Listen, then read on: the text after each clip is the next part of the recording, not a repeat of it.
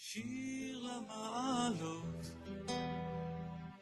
אשא עיניי אל ההרים, מאין יבוא עזרי,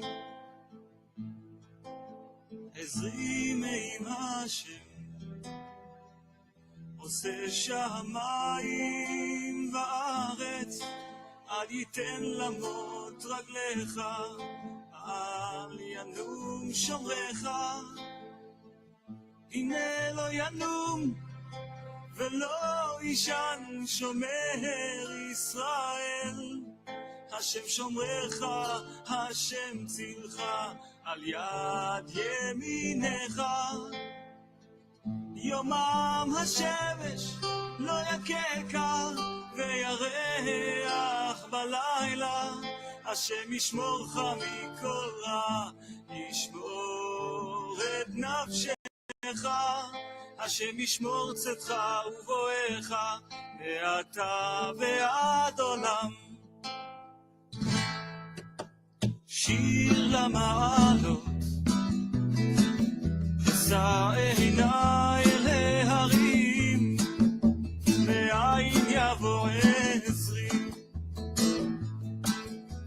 עזרי מעם השם, עושה שמיים וארץ, אל ייתן למות רגליך,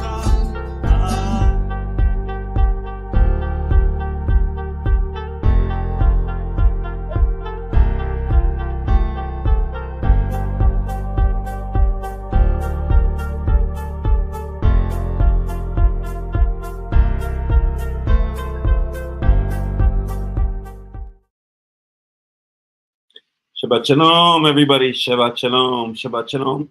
This is Hakham Melech ben Yaakov of the World Alliance of Qara'im, broadcasting to you this Shabbat from Yerushalayim, from Jerusalem. I am in Yerushalayim for the weekend.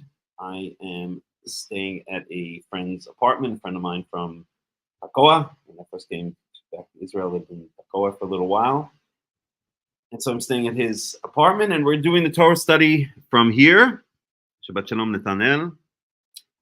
And one of the nice things about staying in this apartment is it's super fast Wi-Fi. I don't think we're going to have any problems whatsoever with Wi-Fi connection this week, as we usually do.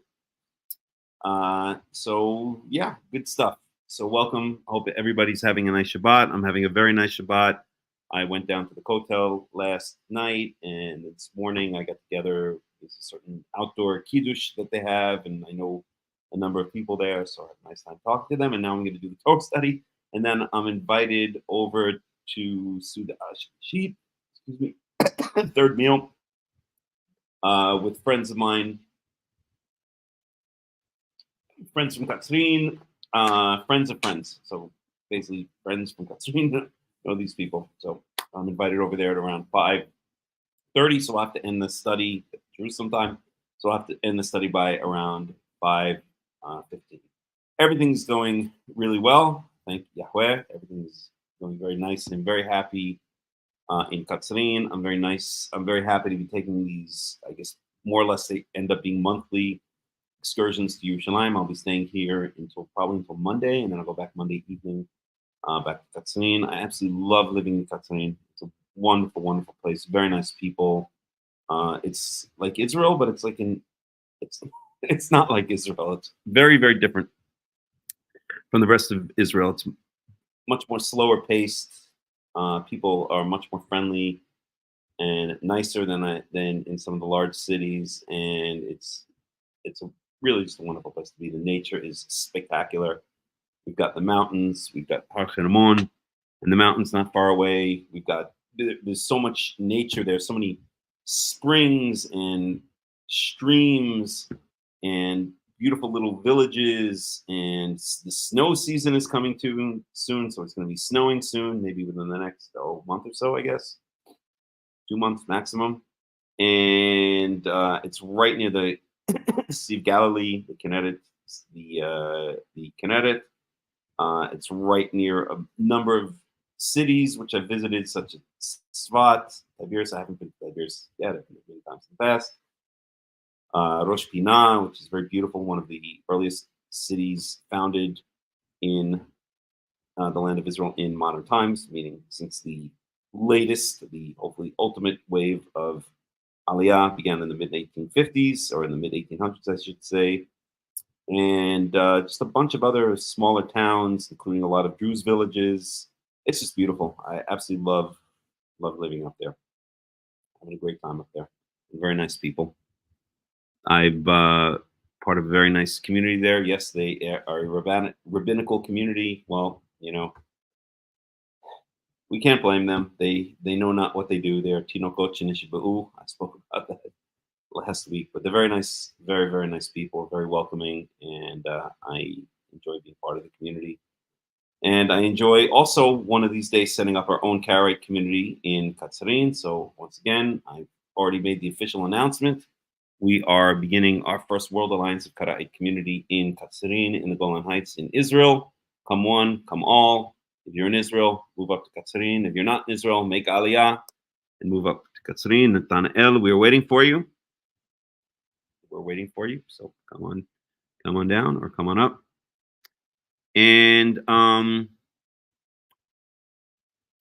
that's about what I have to say about that. So because I have limited time this week, I want to dig right in. So I might be, at some point, we'll debate. There's a certain rabbi who's very into the idea that the elders, that the Sanhedrin, I'm not sure where he gets his ideas from. Maybe he gets it from another rabbi. I have a feeling I know which rabbi he gets it from.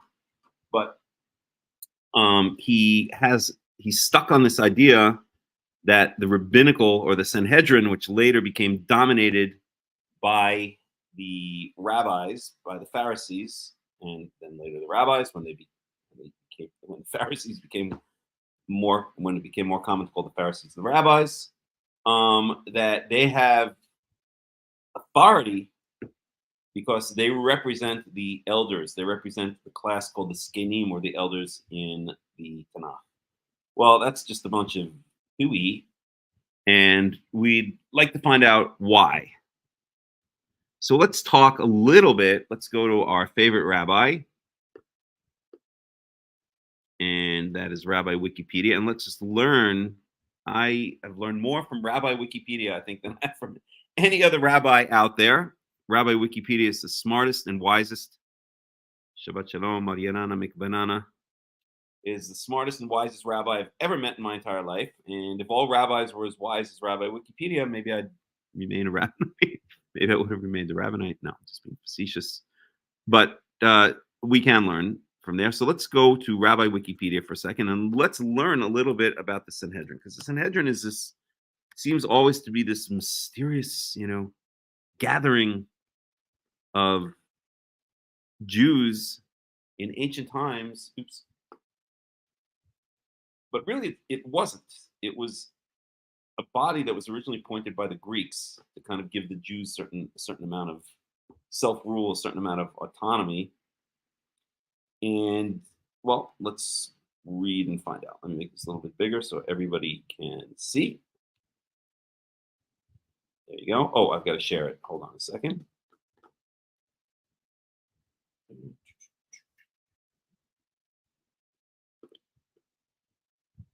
present. Share screen. Window. Boom. There we go. So we're going to read a little bit about the Sanhedrin. So the Sanhedrin, it's a loan word from Koine Greek. What's Koine Greek? Koine Greek is common Greek. Okay. Sanhedrin.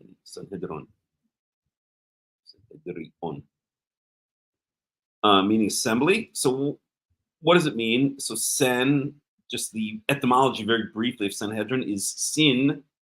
Sin means together, like synchronicity, like in sync, etc. And derion is sitting. So it's sitting together, an assembly, a council. Was a legislative and judicial assembly of either 23 or 71 elders. Notice the word elders there. So that is not a technical meaning of the word, existing at both a local and central level in ancient land of Israel. There were two classes of rabbinite courts, and they were not rabbinite eventually. Hopefully this is not, a lot of these pages get taken over by a certain ideology. We'll find out very quickly whether the rabbinites have edited this page, but it was not rabbinites. In fact, it was mostly Sadducees at the beginning when the Sanhedrin was established. It was mostly consisted of Sadducees. And then as the Pharisees consolidated their hegemony over the people of Israel, then it became less and less Sadducees and more Pharisees until it ultimately became a completely Pharisaic institution. So a lesser Sanhedrin of 23 judges was appointed to sit. We want to really get to let me read through this quickly. There's only one great Sanhedrin, blah, blah, blah, taking appeals. The Sanhedrin without qualifier usually first the great Sanhedrin. I want to get to the history. Okay, the Bible.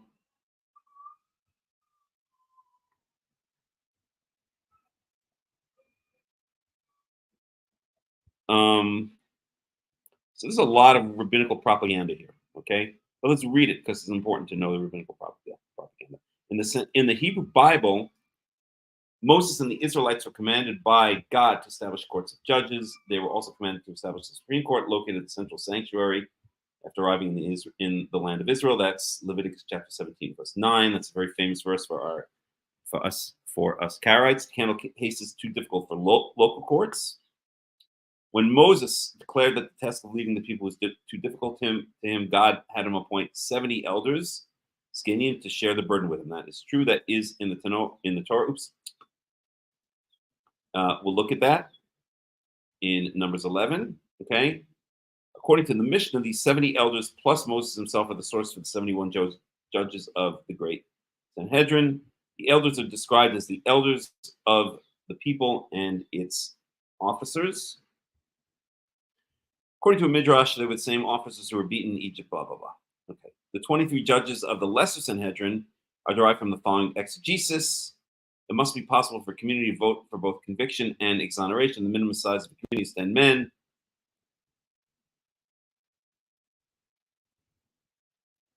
Okay, we don't need to go through that. That's all rabbinical stuff, rabbinical exegesis.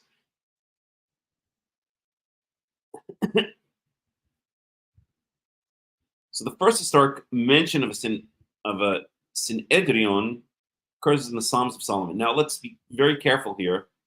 Okay, this is not part of the Tanakh. The Psalms of Solomon, as we shall see here,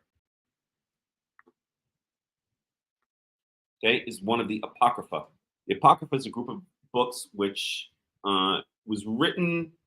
It's kind of the missing link in a certain sense between the later rabbinical period and the Tanakh.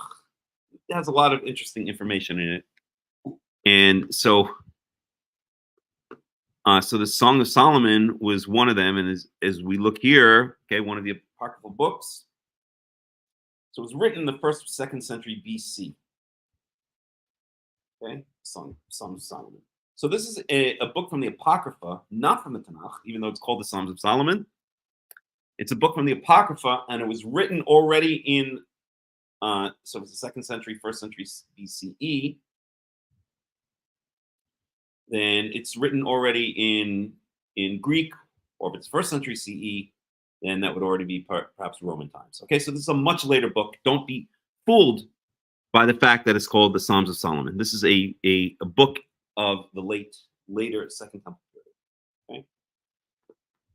The Hasmonean court in Judea, presided over by Alexander Jannaeus, who was one of the kings of the Hasmonean dynasty, until 76 BCE,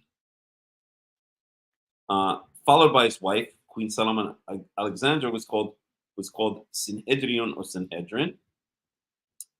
The exact nature of the early Sanhedrin is not clear. It may have been a body of sages or priests, or a political, legislative, or judicial institution. The first historical record of the body was during the administration of Aulus Gabinus. So that is a Roman emperor. No, not an emperor, politician in general of the Roman Republic.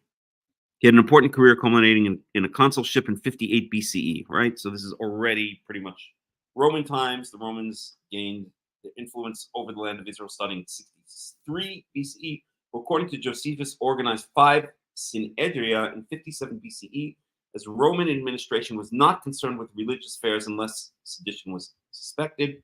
Only after the destruction of the Second Temple was the Sanhedrin made up of only sages.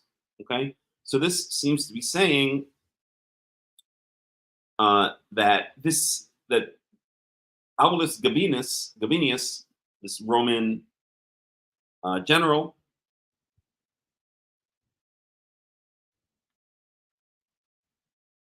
or this Roman consul, set up these organizations, set up these councils, or set up these governing bodies to give the Jews, and by this time they can, of course, be called the Jews, to give the Jews a certain amount of autonomy, a certain amount of autonomous self-rule within the Roman Empire, within the Roman provinces. Okay. Josephus, and we even have to take Josephus always with a grain of salt, describes a Sanhedrin for the first time in connection with the decree of the Roman governor of Syria, Aulus Gabinius, who abolished the constitution and then existing form of government of Palestine, and divided the country into 5 provinces, at the head of each of which a Sanhedrin was placed. Jerusalem was the seat of one of these. Later, Josephus describes Herod. Okay, and Herod is already, he lived around the year 0. What was exact dates? I think 4 BCE. I think he reigned from 4 BCE to 20 CE or 30 CE. When was his reign? Doesn't matter right now. So, as being summoned before the Sanhedrin, led by the high priest Hyrcanus II, due to having executed alleged criminals without permission from the Sanhedrin. Eventually, though, Herod would go on to kill many members of the Sanhedrin. And yet the rabbis praise Herod, at least his building of the great expansion of the Second Temple that he did during his time. Now I have this bug in my head. I have to see when he reigned, Herod. When was his reign? Just give me 1 second here. Okay, so he died in 4 BCE. That was the end of his reign.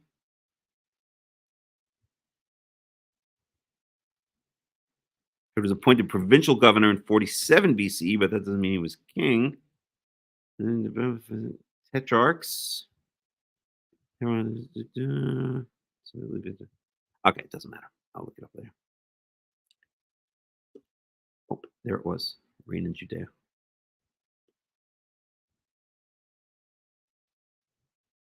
Okay, it doesn't matter. Okay, the Mishnah, and of course we must take the Mishnah with a grain of salt. And the Mishnah was written 200 CE, so we're already talking about 200 years later, approximately after the reign of Herod. And if we date the Sanhedrin to this time of the Roman consul,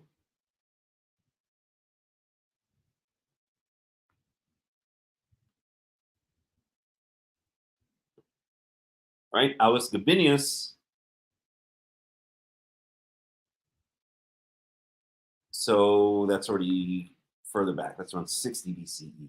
Okay, so we're talking about 260 years after the consulship of this Aulus Gabinius. Okay, but at any rate, the Mishnah describes Sanhedrin in this period. Further, great Sanhedrin met in the hall of hewed stones, Agazit, in the temple in Jerusalem. It convened every day except festivals and Shabbat. Its members included priests, Levites, and ordinary Jews whose families had a pure lineage, such that their daughters were allowed to marry priests. Okay.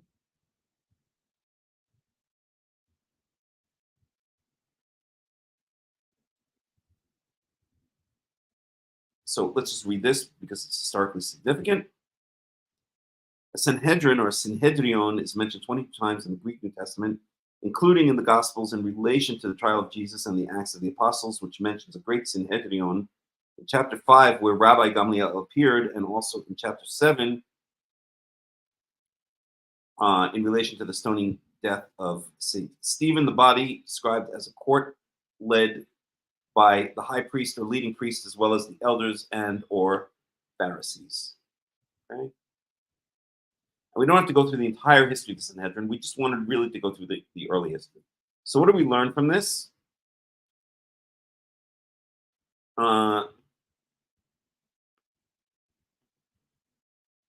We learned that the Sanhedrin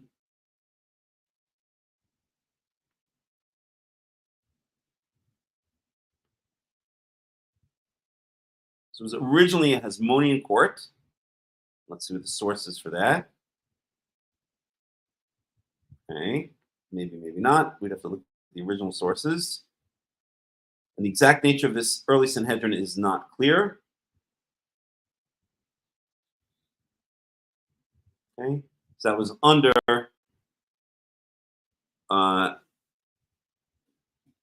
Alexander Jannaeus, and then Solomon Alexander, and I believe Solomon Alexander, if I'm not mistaken, was aligned with the Pharisees.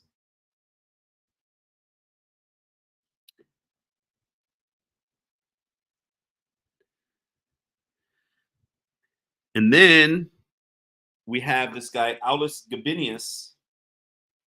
So whatever this Hasmonean court was, which nobody is really sure of, seems to have been called the Sanhedrin. It's mentioned in this book in the Apocrypha known as the Psalms of Solomon. Maybe we can even look at that for a second. Chapter 17, verse 49. Then it's a name that was given to the Hasmonean court under Alexander Jannaeus and under his wife, Queen Salome. But the first actual historical record of the body was during the administration of this guy Aulus Gabinius.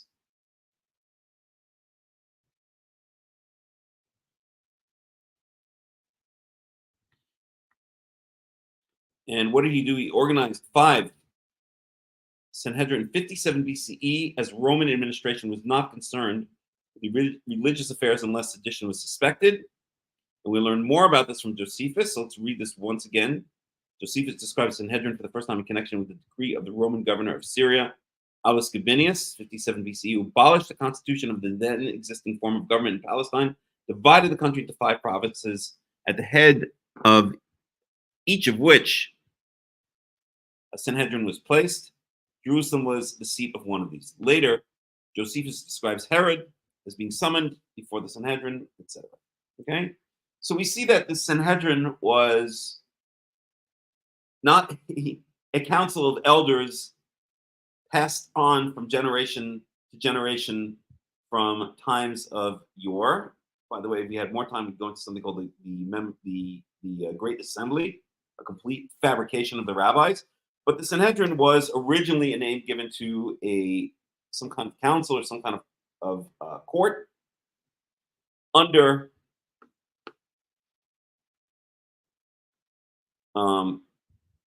the 2 rulers of the Hasmonean dynasty. And then really what it was a body that was set up by this governor of Syria, Aulus Gabinius, in 57 BCE,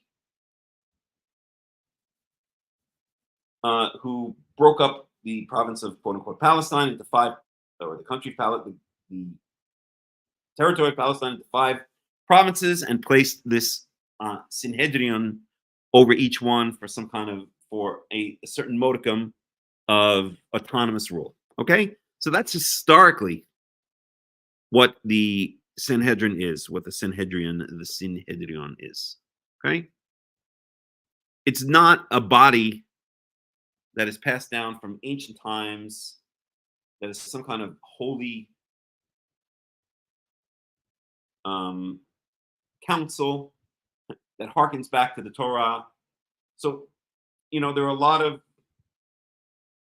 I would say a lot, there's a certain subset of Orthodox Jews who have this idea and who have tried on a number of occasions to reestablish a modern Sanhedrin, because they say the only reason that the only way we can change some of the major laws in rabbinical Judaism is to reestablish Sanhedrin. Okay, in my eyes, it's a bunch of pardon my French, bullshit. But that's a lot of these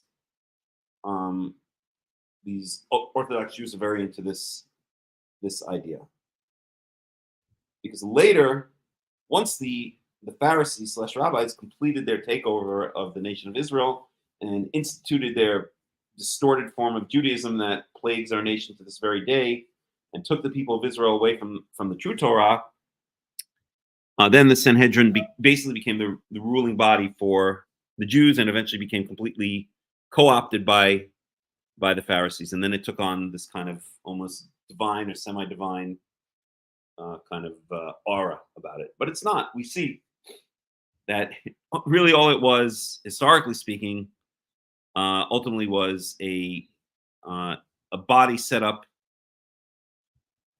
by this Roman governor in order to give the Jews a bit of self-rule, a bit of autonomy.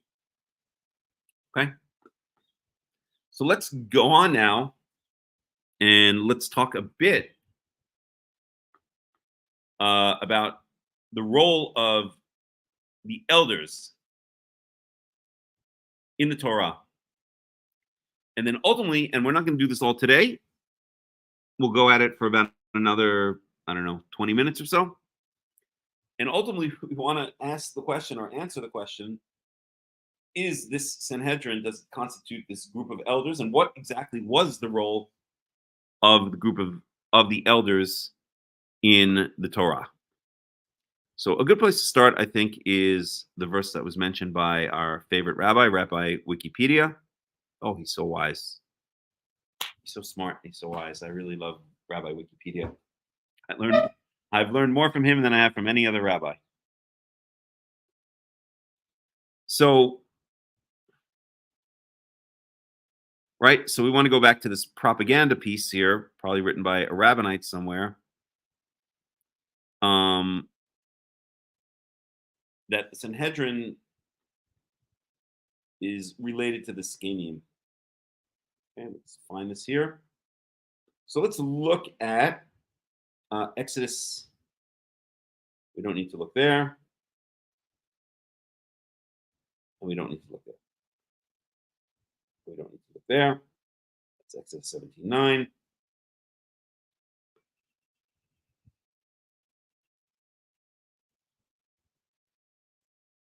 So this is where we want to look. We want to look at Numbers 11.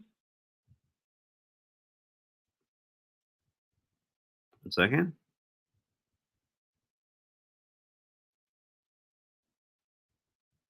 So we want to look at Numbers 11 for a second. So let's go do that.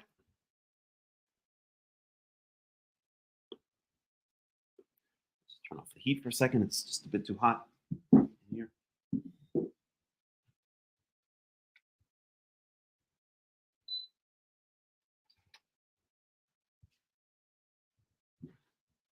I'll probably want to turn it back on soon, but in the meantime.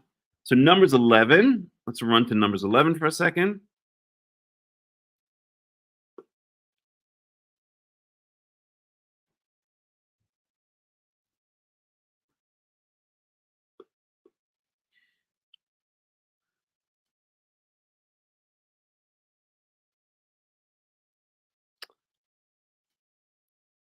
So we have the incident of the quail.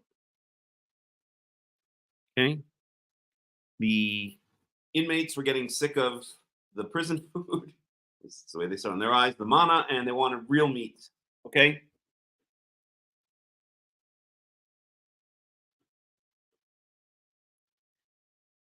And then Moses had enough. So let me just read. I'll read just in the English from verse 10, and then we'll switch over to the Hebrew when we need to. Okay. So Moses heard the people of every family wailing at the entrance to their tents. Yahweh became exceedingly angry, and Moses was troubled. Verse 11, he asked Yahweh, "Why have you brought this trouble on your servant? What have I done to displease you that you put the burden of all these people on me?" So Moses is fed up with the people of Israel. He's had enough of them. Okay, they're pains in the ass. Did I conceive all these people? Are they my own children? Are they're my offspring? Did I give them birth? Why do you tell me to carry them in my arms as a nurse carries an infant to the land you promised and on oath to their ancestors? In other words, like, who are these people to me? You know, what am I? You're making me daddy over all these spoiled little children? I didn't give birth to them. I don't want to be their daddy anymore. I've had enough. Where can I get meat for all these people? They keep wailing to me, "Give us meat to eat." I cannot carry all these people by myself. The burden is too heavy for me. So Moses is fed up. "This is how you're going to treat me? Please go ahead and kill me if I found favor in your eyes, and do not let me face my own ruin." And then we have here, and let's switch over to the Hebrew here. This is Numbers 11:16.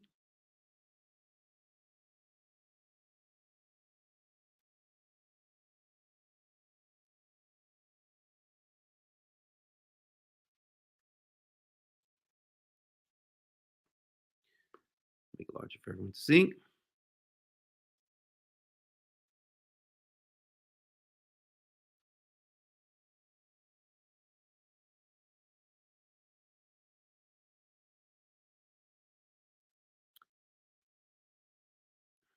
So verse 16.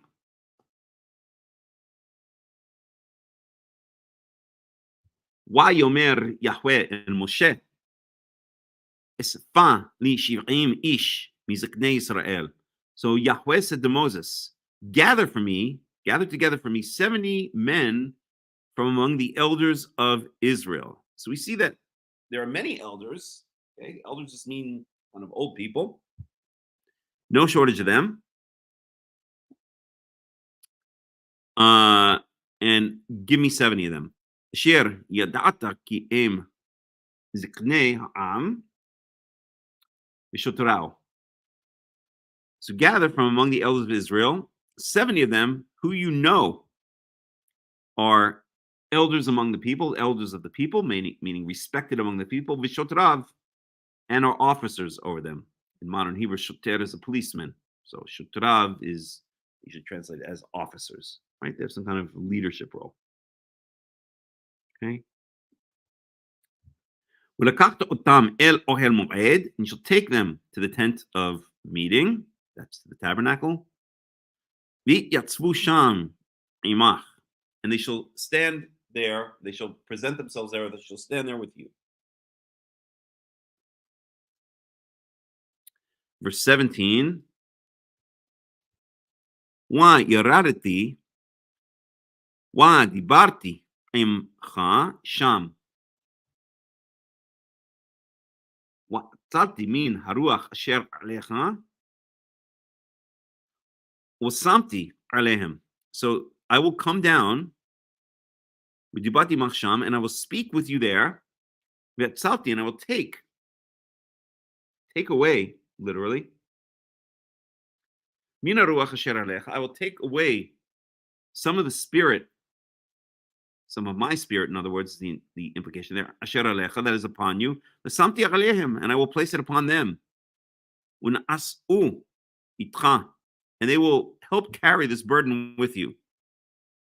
Anisu itcha b'mas'ah ha'am, and they will carry together with you the burden of these people. V'lo tis'ah ata levadecha, and you shall not carry it, and you shall not carry it alone by yourself. Okay? So that's it. That's what we see here, that there is this group called it's not even called the elders. 70 of the elders are given a certain amount of spirit, or a certain amount of the spirit that God had placed on, that Yahweh had placed on Moses, and placed upon the elders. Okay? But we don't see anywhere else that these elders form some kind of chain of command from generation to generation. Their presence within Israel is, I guess, it kind of doesn't really have a defined role. Okay, let's look at a couple of examples.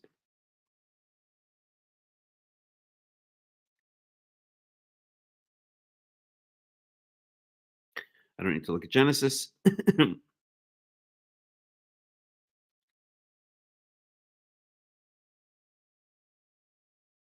So in Exodus 3:16, I don't even think we have to go back there. But this is very briefly. So what happens in Exodus 3? That's the Exodus itself, or that's when Moses comes back from Midian. So let's look at that very briefly.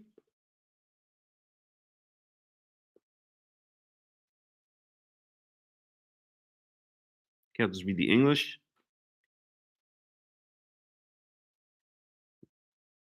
So go and gather the elders of Israel together and say unto them, Yahweh, God of your fathers and God of Abraham, of Isaac, and Jacob, appeared unto me, saying, I have surely visited you and seen that which is done to you in Egypt. Okay? So in traditional societies, you have elders. They run the show. Okay? They have say over the people because they have wisdom in life. Okay? And it doesn't even say here. Let's see one thing.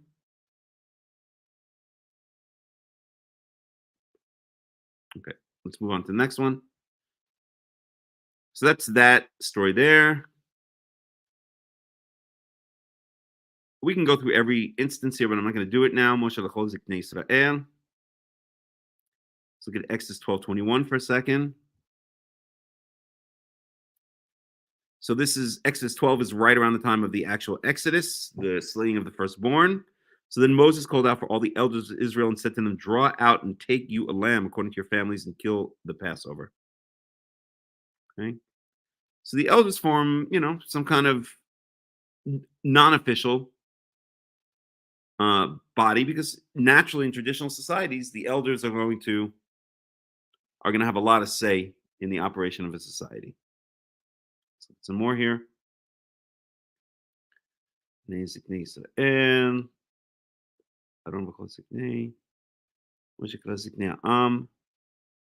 ahead a little bit. Here's an important one. Exodus 24:1.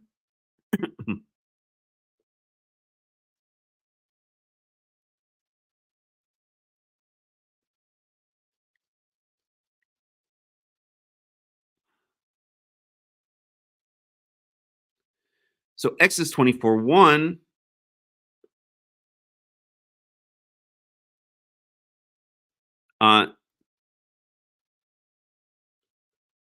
One second here.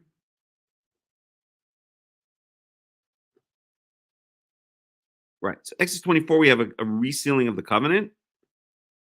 And he said unto Moses, come up unto Yahweh, you and Aaron, Nadav, and Avihu, and 70 of the elders of Israel, and worship you afar off. So we see again 70 elders, the same number that in Numbers 11 it's not necessarily the same ones, but that same number that are given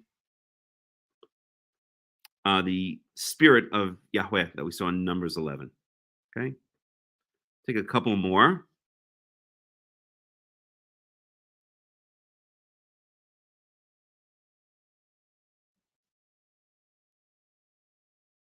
Second.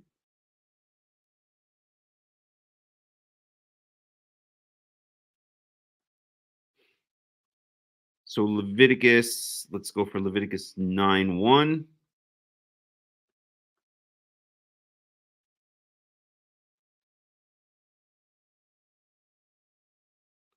So Leviticus 9 is the inauguration of the priests.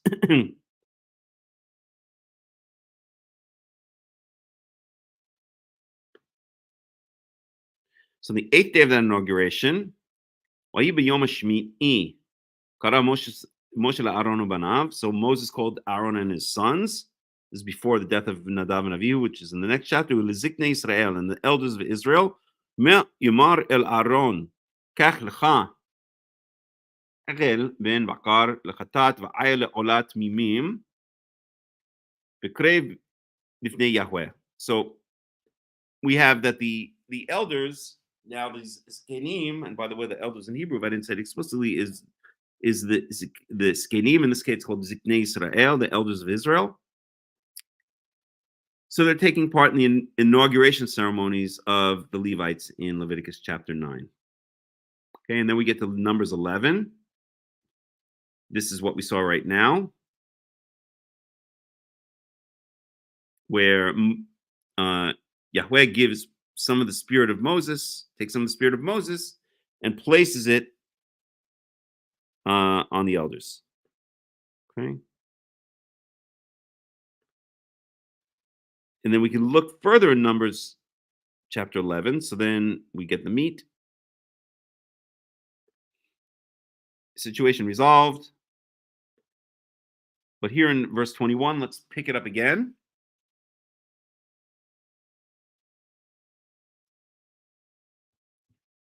So Numbers chapter 11, verse 21. Wayomer Moshe 600,000 ragli am asher anochi b'kirbo. So Moses said there are 600,000 ragli am, pilgrims of the people, those walking of the people, asher anochi b'kirbo, that I am amongst. And you said that I should give them meat. And so they've eaten meat for a month. Verse 22. Hatzon u bakar yishachet lahem matzah lehem im et kol darei hayam yasef lehem matzah lehem. I'm sorry. This is where God promises that the people will eat for a month. And now Moses is saying, how do you expect me to get these people meat? Or they'll eat meat for a month. And how do you expect Moses, to get all these people meat for a month? Okay? Am I gonna slaughter cows or bulls and sheep for them? And find them for him, and even find them for him. Am I gonna is all of the am I gonna find for them all of the fish of the sea? Am I going to gather, or is all the fish of the sea going to be gathered to them? In other words, where am I going to get food for these 600,000 people? Wayomer Yahweh el Moshe Hayad Yahweh Tiktzar. Hayad Yahweh Tiktzar literally is the hand of Yahweh too short? In other words, am I not strong enough to do this? Am I not powerful enough to do this? Ata, today. And now you will see whether my words will come true or not. Verse 24. So Moses went out and spoke to the people, Divrei Yahweh, the words of Yahweh. And he gathered together 70 men from among the elders of the people. And he stationed them, placed them around the tent of meeting, around the tabernacle. Verse 25. Why Yered Yahweh be'anan, why Yedaber Elau, and Yahweh came down in a cloud. Yahweh, when he comes down, he's always shrouded in a cloud or in some kind of something that is obscuring the ability to see directly his presence, his glory. And he took away from the spirit that was upon him,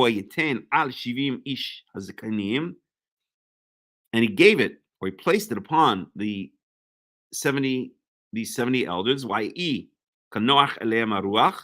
And so it was when the spirit had rested upon them that they began prophesying, and they didn't stop. They couldn't stop.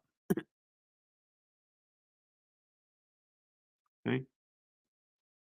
So they just started prophesying, and they couldn't. They just went cuckoo with the prophecies. Okay. They couldn't handle this spirit that was being placed upon them.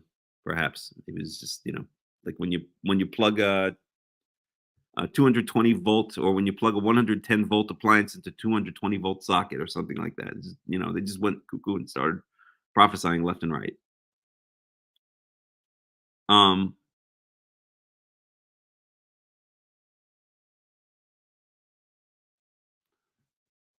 Okay, let's read this part. So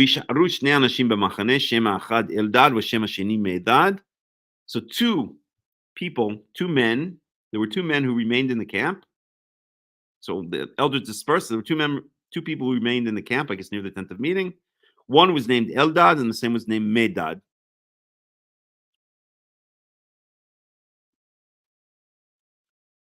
Tanach-only haruach wahema bekituvim v'lo yatsu ha'ohela. So the spirit had rested upon them, and they were among those who were listed, in other words, among the 70 who were written down, in other words, whose 70 names, they were among the 70 names that were written down. V'lo yatsu ha'ohela.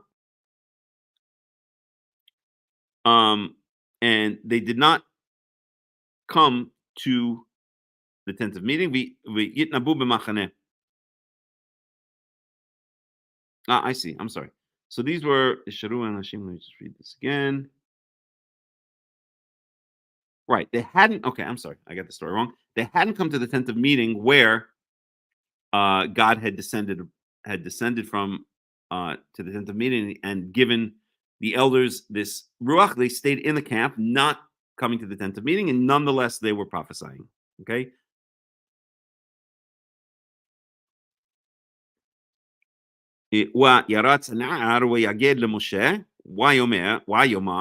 So a young messenger came to Moses and told him about it, or said, Eldad Medad mit nabim b'machaneh.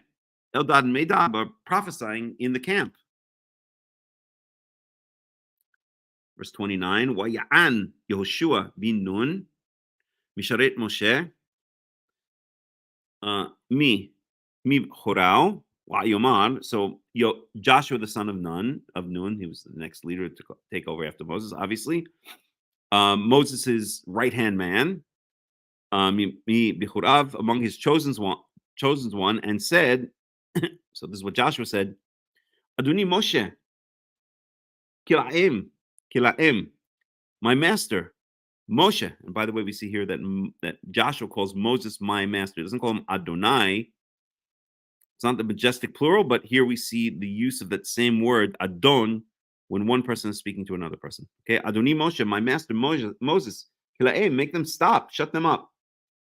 Literally shut them up so they'll stop. Stop them up. Wayomer lo Moshe, and Moses said to Joshua, are you jealous of me?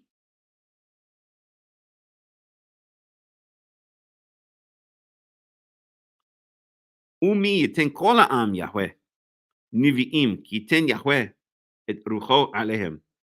You're jealous of, so Moses says, Joshua, are you jealous of me? I wish, or let it be, that Yahweh would make all of the people prophets. Ki yiten Yahweh et rucho alehem, just as he has placed his spirit upon them. Wa'asef Moshe el ha'machaneh hu waziknei Israel.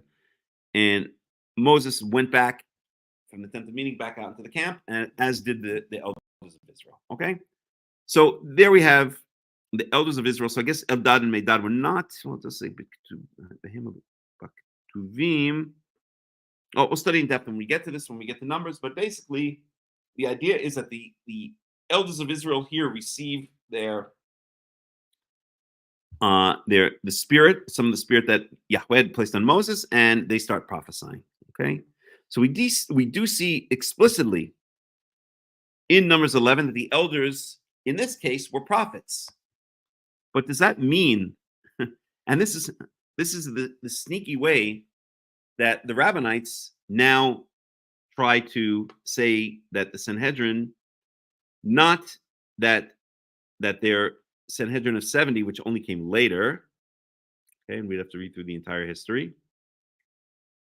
Not that they were prophets, but why did they choose the number 70? Why did the rabbis ultimately choose their ruling body to consist of 70 people? Because it harkened back to this idea of the 70 elders who we saw back in Exodus chapter 24, went up to the mountain, although not all the way up to the top, with Moses. And in Numbers 11, the 70 elders that were chosen to have some of the spirit of Moses placed on them so that they would begin, and they began prophesying. Okay? So the number 70 was chosen by the rabbis very deliberately, and I would say very sneakily. Okay? It was meant to represent this council of elders, and just as these elders in Numbers 11 became prophets, or the elders in Exodus chapter 24 were the ones who went up to the mountain with Moses and Aaron. So this is now meant to evoke the idea that this Sanhedrin, which we saw, was not at all a continuation of the elders of the ancient times, but was actually a ruling group that was appointed by this Roman governor Aulus Gabinius, which then, and we'd have to read through the rest of the history. Maybe we should read this part again. No, not necessary. Okay. That eventually somehow coalesced into a ruling body over the Jews, a single ruling body over the Jews, which consisted, at least the Great Sanhedrin, the Sanhedrin Agadol, consisted of 71, actually, because they didn't want it. They needed to break a tie if there was a tie, but consisted of essentially 70 plus one people, some of who were not elders at all, as you can read about in the Talmud. But it's supposed to harken back. It was a deliberate decision to give the rabbinical Sanhedrin, to give the Pharisaic Sanhedrin the same force, the same honor, to try to trick the people into thinking that this Sanhedrin was somehow a recreation of this group of 70 elders that was given reign over the nation and was given prophecy here in Numbers 11. But of course, we know that the members of the Sanhedrin in Second Temple period times had no prophecy. There was no prophecy that existed at that time. So for sure they weren't prophesying. Okay, so that's one difference. The elders mentioned, the 70 elders mentioned in Numbers 11 were prophets explicitly. The 70 members of the Sanhedrin are not prophets. So they don't have the same status over the nation as the 70 elders in Numbers 11. But even more so, and we can go through and do a full study, and maybe we should at a certain point. Okay, just because it's a group of elders doesn't make them righteous, and doesn't mean that they're making the right decisions. Here, Numbers 24. Okay, so the king of, this is talking about Bilam, when Balak wants to hire Bilam, so he sends the king of Moab, that's Balak, sends messages to the elders of Midian. So Midian had elders. Does that mean that they were righteous? Of course not. Okay.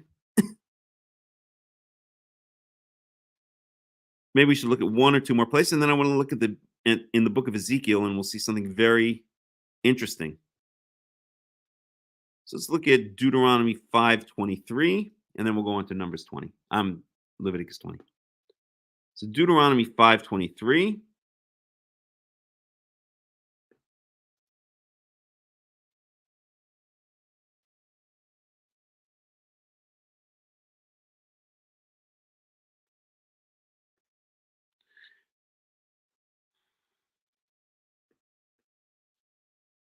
So this is in Deuteronomy, we have speeches, essentially 3 speeches that Moses gives to the people of Israel. And this is in the midst of the second speech, if I'm not mistaken. Maybe the first speech. Sorry, the first speech, I believe. So verse 22. Et dvarim ha'ele diber Yahweh el kol yehalchem. So this is Moses speaking to the people of Israel, giving him one of his first of his 3 farewell speeches before he dies, which will only be a couple of months later. So Yahweh spoke these words to all of your congregations, to all of your assemblies. Bahar, on the mountain, of course, meaning mount. From within the fire. From within the fire, which was in the cloud, which was in the darkness. Kol Gadol. So now this is Moses reminding, so this is already 40 years after the events of Sinai. This is when they're standing on the plains of Moab, 40 years later, almost to the day. In fact, the Israelites entered the land of Israel on the 10th of the first month, and the manna ceased on the 15th of the first month, exactly 40 years after their exodus from Egypt. Okay, so basically the Israelites children of Israel were in the desert for exactly 40 years, almost basically down to the day. Below Yosef, and he didn't, so going back to this, so Yahweh spoke to the people, but and did not continue speaking to them. Right? Remember, we saw in Exodus chapter 20, at the end of Exodus chapter 20, that people said, please stop. We don't want God to speak directly to us. It's too much. It's too overwhelming an experience. We're terrified. So, and he wrote them down. He wrote these things down on 2 stone tablets. With Nim Eli, and he gave them to me. Verse 23. Waihi kishem achem et hakol mitoch hachoshech wahar bo'er ba'esh. And so it was, upon your hearing the voice from out of the darkness, while the mountain was going up in flames, or while the mountain had flames burning on top of it. V'tikruvun elai kor rashi shivtachem v'ziknechem. So, all of the heads of your tribes and your elders gathered to me. And that's the main part there. V'tomru hen ir'anu Yahweh Eloheinu et kavod et kivodo et gadlo et kolo shemanu. So basically they said, we've had enough. The point here is in verse 23, we see again when Moses is recounting what happened on Mount Sinai, when the heads of the tribes, so this is right, the rulers of each tribe, and the ziknechem, and your elders. Okay, so again we see this class of people known as the elders, but it doesn't say anything about 70 elders, and this is before they were given prophecy, which only happened later, as we saw in Numbers 11, which goes much later on. I think it's already when they're on the plains of Moab, if I'm not mistaken. I have to go check. Right? So we see that this body known as the elders kind of pops in and pops out. And yes, it exists, but it doesn't have a a defined role per se. It's just logical that in traditional societies you're going to have older people running the show because they have more wisdom, they have more life experience, right? Let's now look. So again, the contention of this rabbi that I will be debating at one point or another is that the Sanhedrin is a reconstitution or constitute the elders. First of all, we see that the people of Sanhedrin did not have any were not prophets. They could not prophesy. Whereas we saw in Numbers 11 that they did prophesy, of course.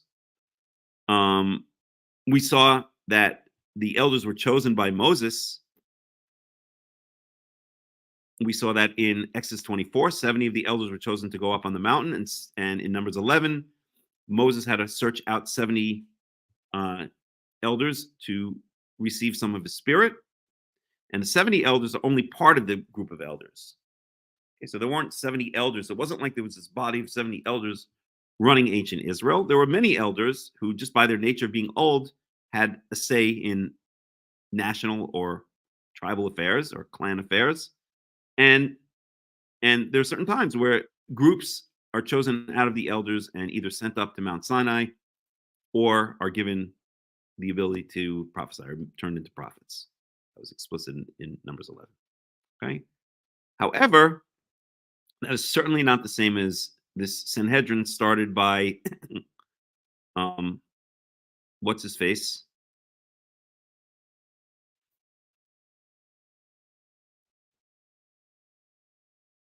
Wherever Alinus Gabinius, I forgot his name. Where is it? Aulus Gabinius, which was started as 5 councils when the province of quote unquote Palestine was broken up so that there would be more local, or that it would be easier to control by perhaps, or easier to administer by breaking up into 5 provinces and then having one of these Sanhedrins administer each province, including one of them in Jerusalem. And that's maybe where this later Sanhedrin grew out of.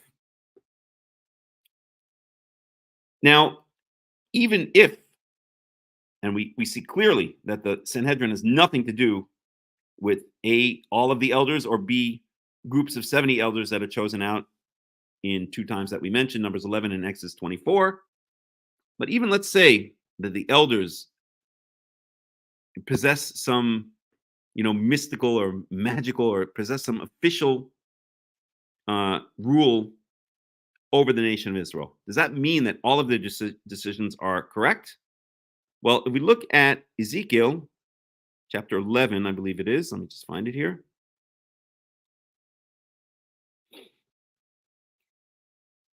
A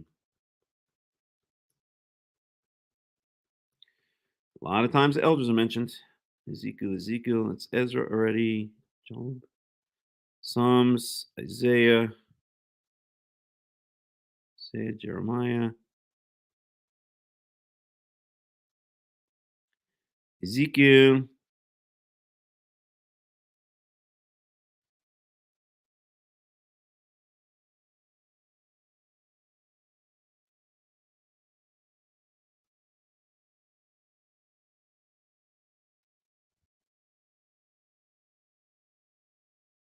Oh, where is it? Is it Ezekiel 14? Let me just look at it for 1 second.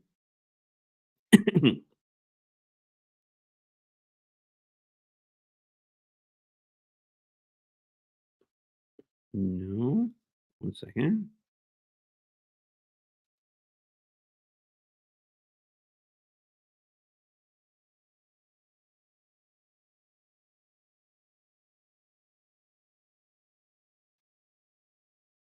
One second.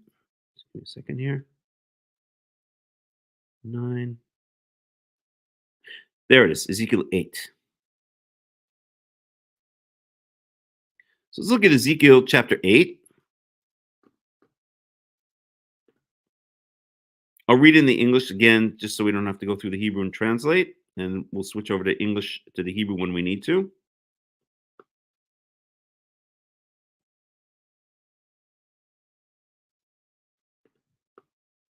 So Ezekiel chapter 8.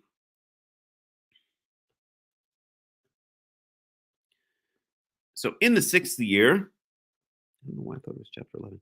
In the 6th year, in the 6th month of the 5th day, while I was sitting in my house, and the elders of Judah were sitting before me, the hand of the sovereign Lord, in Hebrew that would be Yahweh Tzivaot, I think that would be Yahweh, the sovereign Yahweh, came on me there. I looked, and I saw a figure like that of a man. From what appeared to be his waist down, he was like fire. And from there up, his appearance was as bright as glowing metal. Verse 3.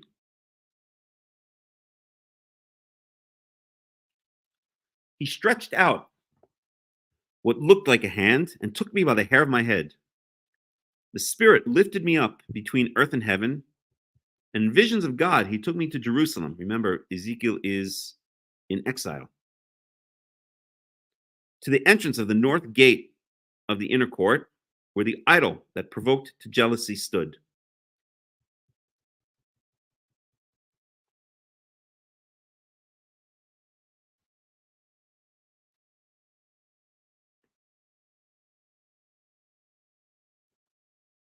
Actually, no, he's not in exile. My mistake. So he's outside of Jerusalem. So he has this vision where he's taken to the Temple Mount, basically, and to the north gate. And there before me was the glory of the God of Israel, as in the vision I had seen in the plain. I'm sorry, in the vision he was taken to exile. Then he said to me, Son of man, look toward the north. So I looked, and in the entrance north of the gate of the altar, I saw this idol of jealousy. So Ezekiel in his vision sees an idol being set up in the temple, or in the temple courtyard at the very least. And he said to me, Son of man, do you see what they are doing? The utterly detestable things the Israelites are doing here, things that will drive me far from my sanctuary. But you will see things that are even more detestable. Then he brought me to the entrance to the court. I looked and I saw a hole in the wall. And he said to me, Son of man, now dig into the wall. So I dug into the wall and saw a doorway there. And he said to me, Go in and see the wicked and detestable things they are doing here. So I went in and looked and saw portrayed all over the walls all kinds of crawling things and unclean animals and all the idols of Israel. In front of them stood 70 elders of Israel. And Jaazaniah, son of Shaphan, was standing among them. Each had a censer in his hand, and a fragrant cloud of incense was rising. Okay, notice here the elders of Israel in this vision of Ezekiel, the 70 elders of Israel, okay, are standing in front of these unclean animals, these disgusting animals that are not to be brought as sacrifices to the God of Israel. And they're burning incense to these idols. Verse 12, he said to me, Son of man, have you seen what the elders of Israel are doing in the darkness, each at the shrine of his own idol? They say, Yahweh does not see us. Yahweh has forsaken the land. Again, he said, you will see them doing things that are even more detestable. Okay, so here are the elders, these 70, it even mentions 70 elders explicitly. Right here in verse 11. So in Ezekiel's vision, these 70 elders are sacrificing to detestable animals or idols in the forms of detestable animals. They're basically, or perhaps the implication there is perhaps sacrificing detestable animals, unclean animals, burning incense to idols in the form of these animals. But who's doing it? It's the 70 elders. It's the elders of Israel. So just because, let's even say that the Sanhedrin represented the 70 elders, the elders of Israel, which of course we know it doesn't. It has nothing to do with the 70 elders of Israel. that in Exodus 24 were led up to the top of the mountain, that in Numbers 11 received some of Moses' spirit and began prophesying. We know it has nothing to do with that, but even if it did, just because people are elders, or even a group of 70 elders, these 70 elders over the nation, over the people of Israel, does not mean that they are making correct and righteous decisions, because we see right here in Ezekiel chapter 8 that these elders in Ezekiel's vision are sacrificing to idols and to disgusting, and perhaps throwing disgusting animals, or sacrificing to idols in the shapes of disgusting, unclean animals.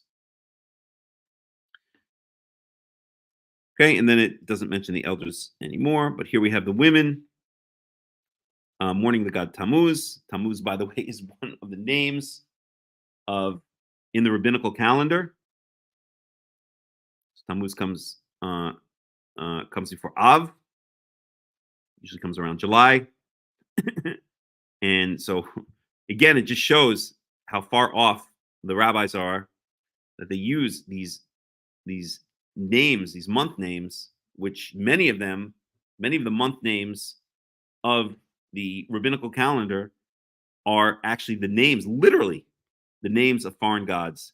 The Torah tells us that the names of foreign gods are not supposed to exit our lips. We're not supposed to mention the names of foreign gods.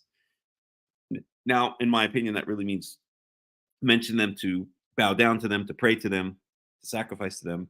But nonetheless, to have the names of the months be named after these idols, these foreign false gods, it's absolute insanity.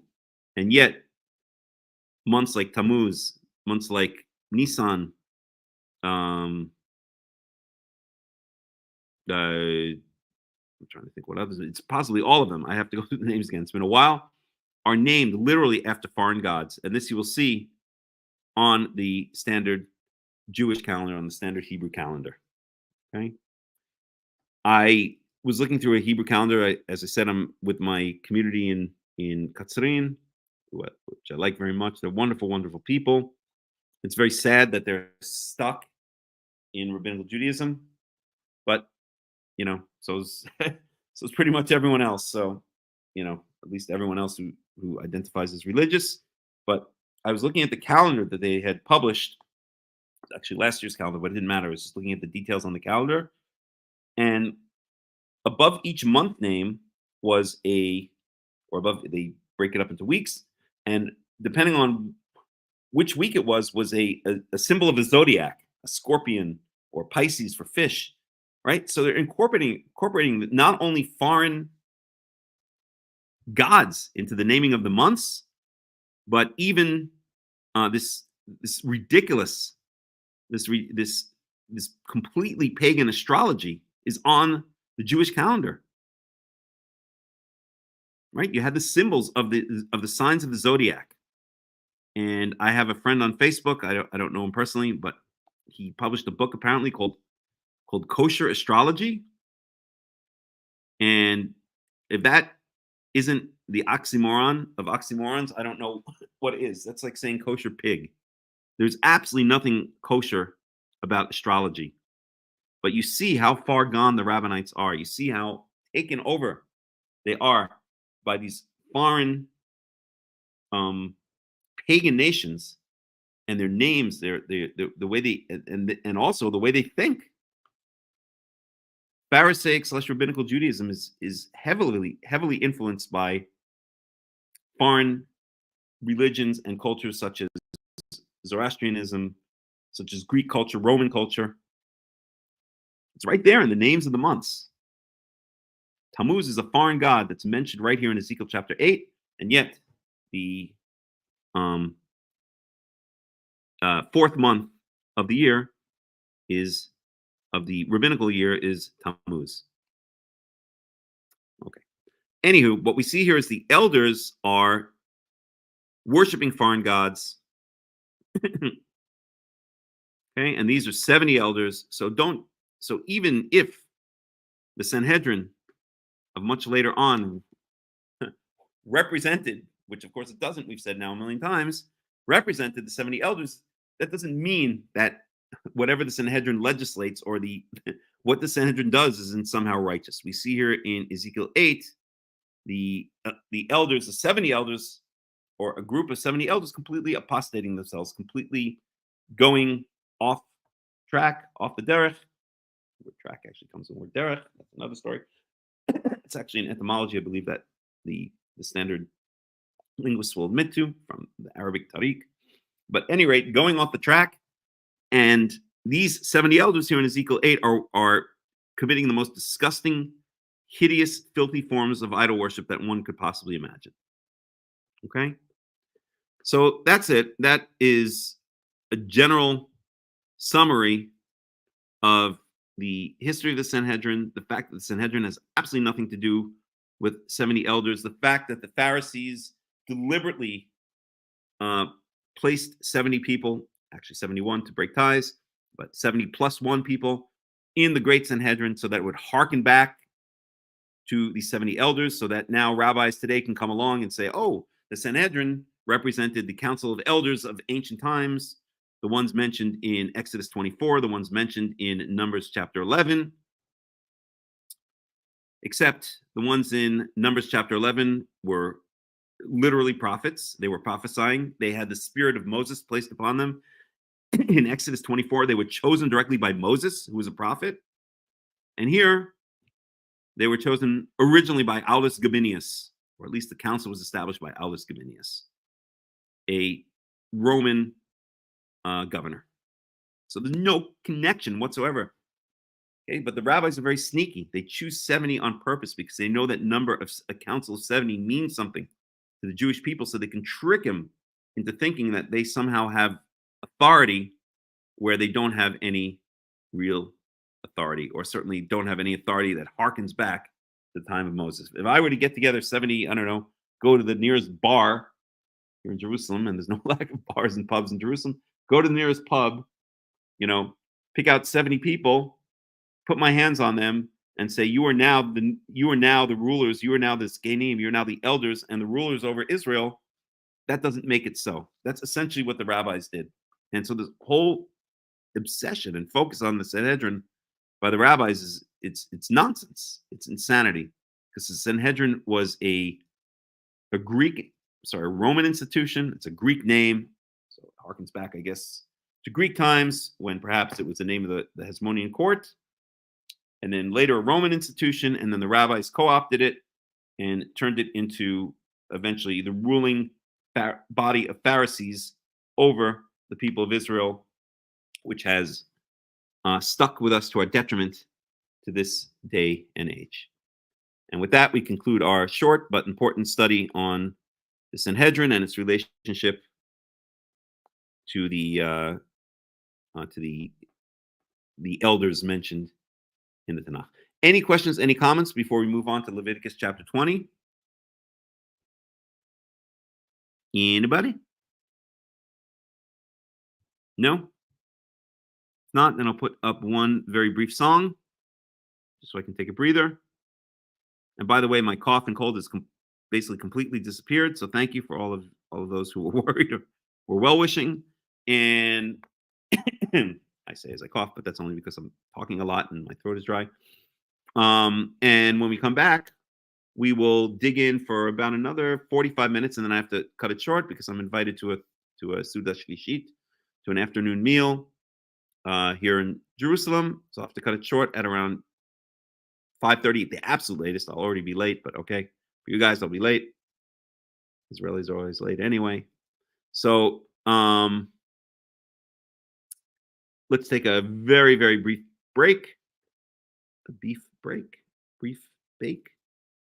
A beef bake? Let's take a very beef bake. And we will come back in just a couple of minutes.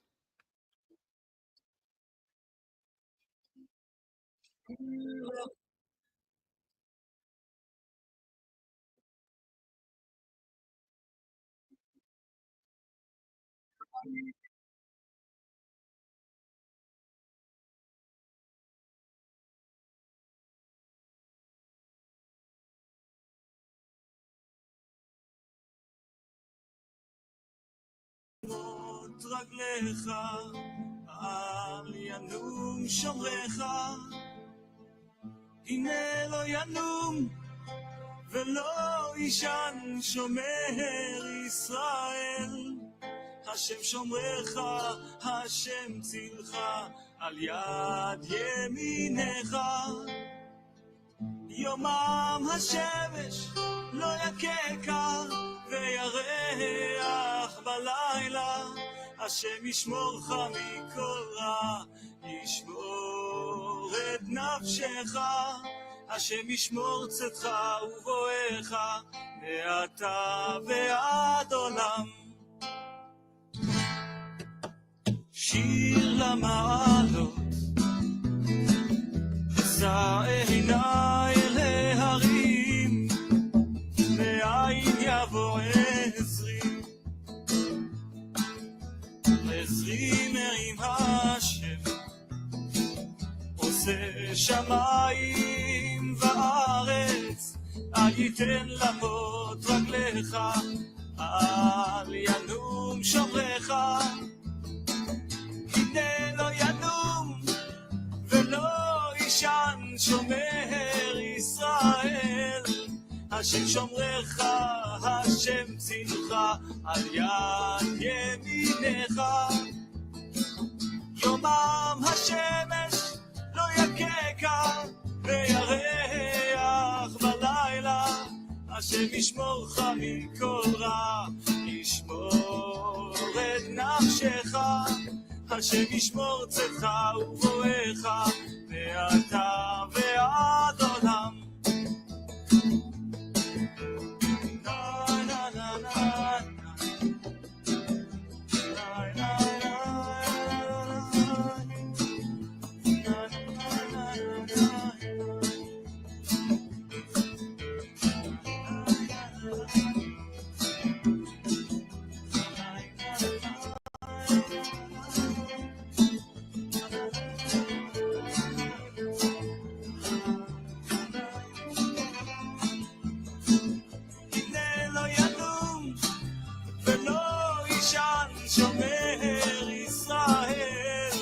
השם שומרך, השם צילך, על יד ימינך. יומם השמש לא יככה, וירח בלילה. השם ישמורך מכל רע, ישמור את נפשך. השם ישמור צאתך ובואך, מעתה ועד עולם. אוי אוי אוי אוי אוי, שיר למעלות, שא עיני אל ההרים, אוי מאין יבוא עזרי. עזרי מעם השם, עושה שמיים וארץ. אל ייתן למות רגליך, אל ינום שומרך. אוי אוי אוי אוי אוי, שיר למעלות, שא עיני אל ההרים, אוי מאין יבוא עזרי. עזרי מעם השם.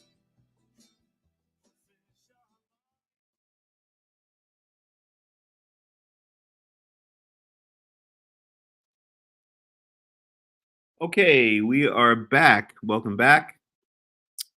Again, this is Hakham Melech ben Yaakov of the World Alliance of Qara'im, and now we will dig in for, oh boy, about a half an hour to Leviticus chapter 20.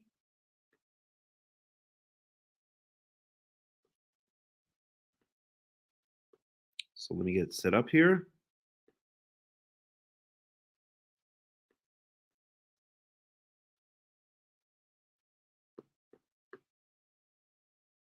Give me 1 second.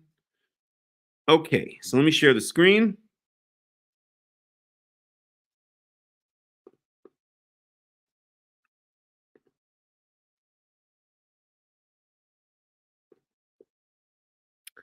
And we're going to dig into Leviticus chapter 20, we're up to.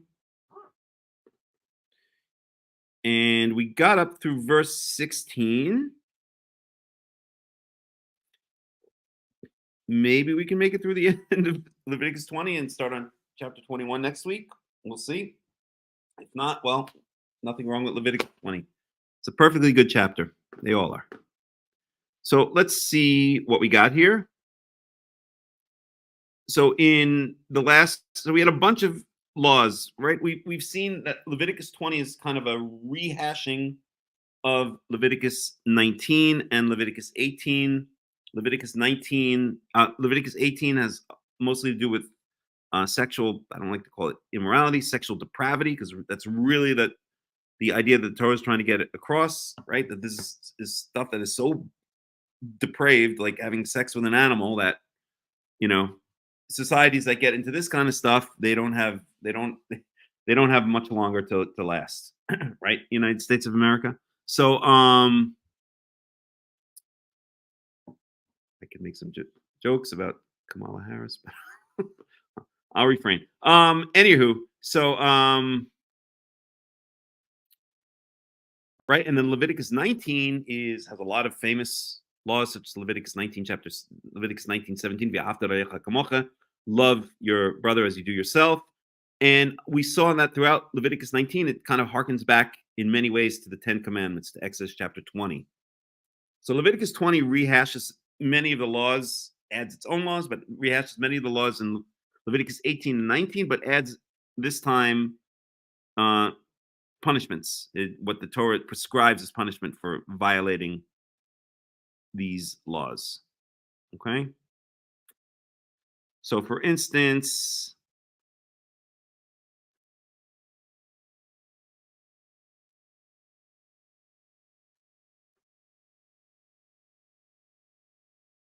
when we got up to 16, so V'isha asher yitkrav l'kol behema liriv'a ota רק את האישה ואת הבהמה מות יומתו דמיהם בם.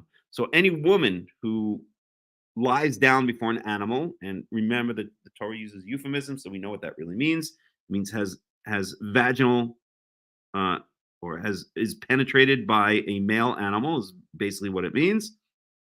Vaginally penetrated by a male animal. V'rakta et ha'isha, you should kill the woman, ve'et ha'behema, and the animal, mot yumatu, they shall both certainly be put to death. The man bomb, their blood is upon them. So that's the punishment that the woman and the animal, and sadly,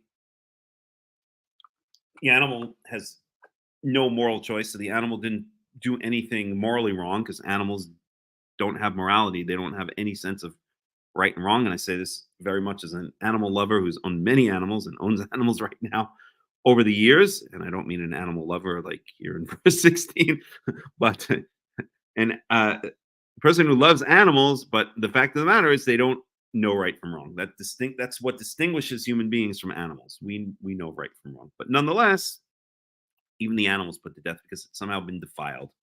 It's like a walking reminder of this horrible act. So it's sad that this innocent animal has to be put to death, but that's the way it is. And we saw this earlier as well in Leviticus in chapter 18. Okay, so here we are. We're now up to verse 17.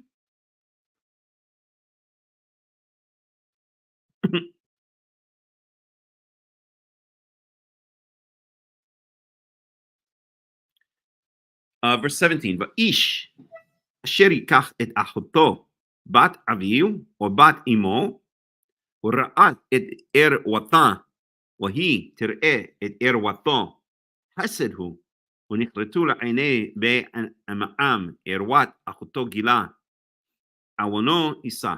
So any man who takes,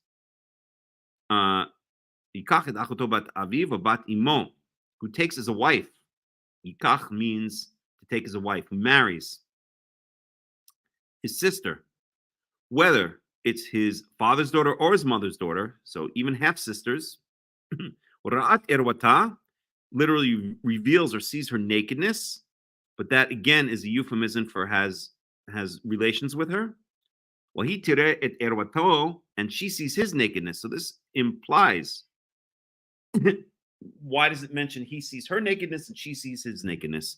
This is implying that it's mutual. Okay, that's voluntary. It's a decision that both parties made. That this brother and half or full sister decided to get married and decided of their own volition to have sexual relations. Okay. Hesed, it is a disgrace. Let's see how they translate Hesed. There are these various words such as Hesed, To'eva, Zima. What other ones did we see? Oh, where was it? There's one other that I can't remember offhand, but we saw it up above. It doesn't matter. These various words that are usually translated, that all translated some kind of abomination or outrage. Here they translate it as Hesed, a wicked thing. Just for my own edification, look up this word. Because Hesed usually means a kindness. Chazdei Hashem, Chazdei Yahweh. But in this case, it means a wicked thing. Here, goodness, kindness.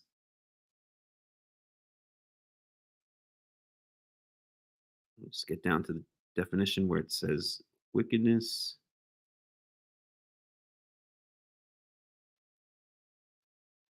Redemption, well. My God. Everlasting, great in extent. Mercy is promised. Chesed means shame, reproach.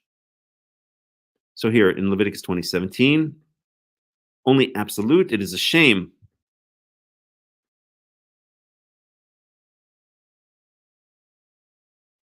Chesed, umim chataim chesed, and then we also have in Proverbs 14:34. So I don't know why this meaning of chesed, which means essentially, I won't say the exact opposite, but has negative connotations, right? A shame or reproach is the same word as all of these other occurrences of the word, where it usually means kindness and mercy. It's possible that even though it superficially looks like it comes from the same root, that it may not come from the same root. Perhaps it comes from a different root, but they just happen to overlap in letters. That would be my guess. Let's just look at Proverbs 14:34 for a second. What the rabbis would probably do with this, if I were a rabbinical thinker, I would say something like, "Oh, it's a chesed. God is, or Hashem." I wouldn't call him God. I wouldn't call him Yahweh. I would call him Hashem.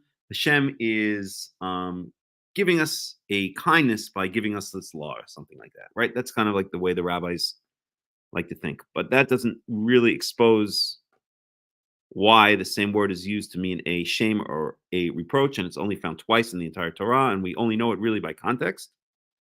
So Proverbs 14:34 says,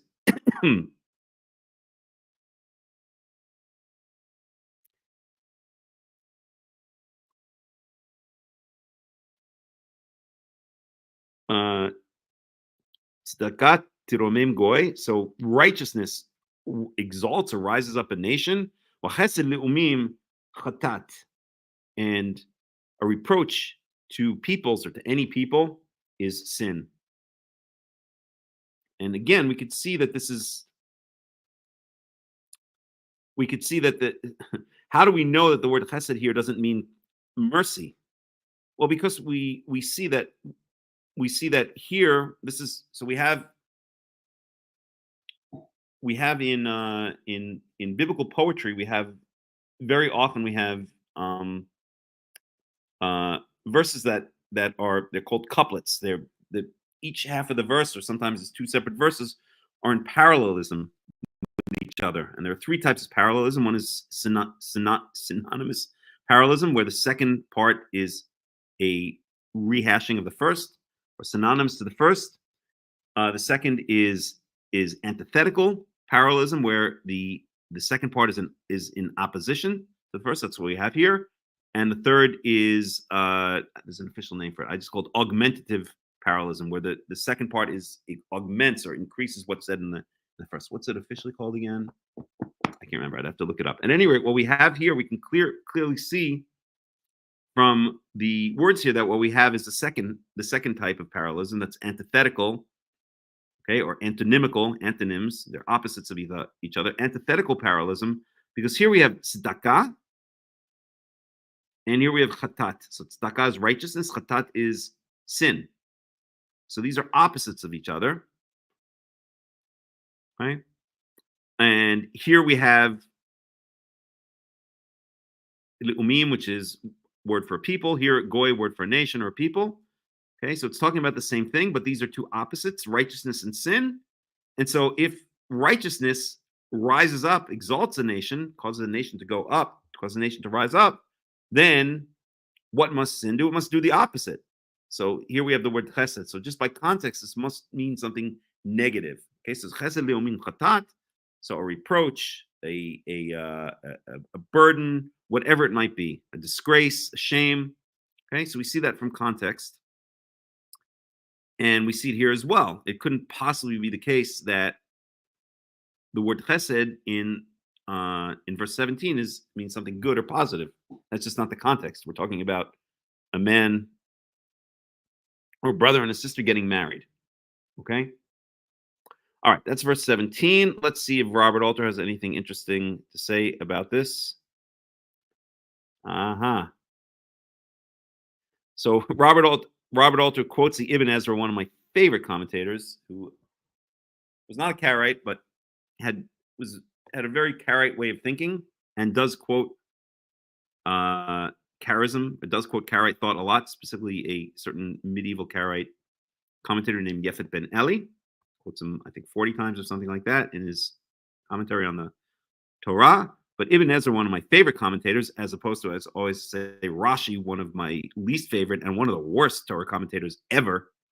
And it's just ironic that the rabbis are so enthralled with Rashi. It just shows how off their thinking is, how upside down their thinking is, that a horrible commentator with Rashi, like Rashi, is held up to such great esteem. But Ibn Ezra really is an amazing, amazing commentator on the Torah.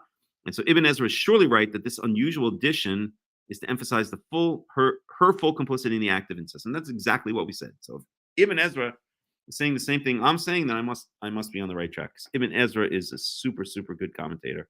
I really have a lot of respect for his commentary. So, and that's exactly what we mentioned.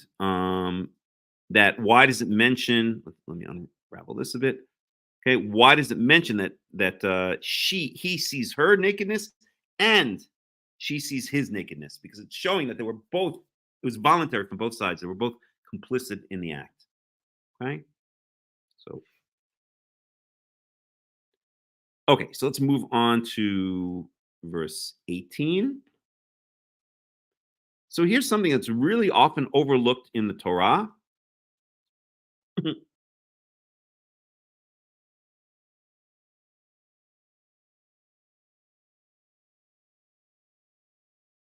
No, they both have sigol. They both have sigol. Chesed in both cases is sigol. Oh, you're talking about in Proverbs? Did it have kamatz? I don't know. I have to go back to it. It doesn't matter. It doesn't matter. It's the same word. The vowelization sometimes could be different depending on where it occurs in the sentence. If it occurs like next to an nach, then the sigol, as a good friend of mine just recently pointed out to me, may change to a kamatz, or at the end of a sentence, sigol may change to a kamatz. It doesn't matter. What's important really is the underlying root. It's the same root. Okay, verse 18. Ish asher yishkav et isha dawa ghila et erwata et mikora הערה, והיא גילתה את מקור דמיה, ונכרתו שניהם מקרב עמם. Okay, here we go. This is, I will first paraphrase it, and then I would like to point out something. This is saying that a man and a woman who decide to have sexual relations while the woman is in her period, these two shall be cut off from their people. It's the same punishment. It's exactly the same punishment, okay, as marrying your sister. The Torah, this is something that's often overlooked, how having relations with a woman while she's in her period, right, her 7-day period, if it's a normal period, where she's actually, all that blood and other lovely stuff is coming out of her, then this is actually considered a truly one of the worst sins actually in the Torah, and it's often overlooked. It's often overlooked. Now, I don't want to get too graphic, but we know that there are certain men who they love to have sexual relations with women when they're in their period. I'll leave it at that, okay? And that's disgusting. This is considered an absolute abomination. This is considered on the level of marrying your own sister, as we see right here. The same language is used, and it occurs right next to the verse about marrying your own sister. So let me just read it now literally. Isha sherishkav et isha dawa. So any man who lies down with, meaning has vaginal relations with, a woman, dawa is sickness, menstruating. Okay, during her menstrual sickness, they often translate it as. Okay, Wigilat erwata, and reveals her nakedness. Et mikora era, he has exposed. He has exposed her source. Her makor is, it's more than a source. It's her they sometimes translate it a wellspring. A makor is like an underground spring, a water source. Okay, so exposed her wellspring. Let's translate as that. Let's see how they translate it here. Her flow. That's a horrible translation. Mikora, her wellspring, her spring. Okay, where I don't need to say anymore. You get the idea, right? He's exposed her wellspring. Well, he get tied to makor dameha, and she has revealed, she has exposed, or she has unveiled the source of her blood. Again, makor here, the word makor really means a source, like a water source, okay, like an underground spring. So she's revealed the wellspring of her blood. I think wellspring is a good translation. Both of them shall be cut off from the midst of their people. It's the same thing we see here for marrying your sister, intentionally marrying your sister.